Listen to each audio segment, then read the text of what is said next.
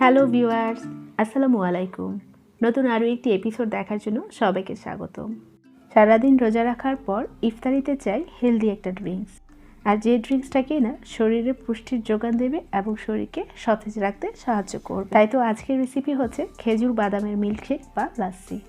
খেজুর বাদামের লাসি তৈরি করার জন্য একটা ব্লেন্ডারে জারে নিয়েছি আমি হাফ কাপের মতো ফ্যাটানো টক দই। আপনারা চাইলে এখানে মিষ্টি দইটাও ইউজ করতে পারেন, তবে টক দইটা আমাদের শরীরের জন্য খুবই কাজে দেয়। আগে থেকে জাল করে নেওয়া ঘন তরল দুধ নিয়ে নিয়েছি 1 কাপের মতো। এখানে আমি নিয়েছি হাফ কাপের মতো খেজুর, আর খেজুরটাকে আমি এইভাবে হাত দিয়ে টুকরো করে নিয়েছি আর বিচিটা ফেলে দিয়েছি। আর এবার আমি এখানে দিয়ে দিয়েছি 2 টেবিল চামচের মতো কাজু বাদাম। আর কাজু বাদামটাকে আমি বেশ কিছুক্ষণ পানিতে ভিজিয়ে রেখেছিলাম, এতে করে বাদামটা কিন্তু অনেকটাই নরম হয়ে যায়। যেহেতু খেজুর অনেকটাই মিষ্টি হয়ে থাকে, আর সেজন্য আমি এখানে দিয়েছি 2 টেবিল চামচের মতো চিনি। এবার সব কিছু খুব ভালো করে ব্লেন্ড করে ফেলবো। আর এরই মধ্যে তৈরি হয়ে গেছে পুষ্টিগুণ সমৃদ্ধ খেজুর বাদামের লাসি।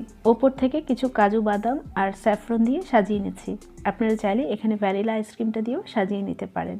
আয়রনে ভরপুর খেজুর উচ্চ রক্তচাপ, হার্ট এবং কোষ্ঠকাঠিন্যর মতো একাধিক সমস্যার সমাধানে কার্যকর।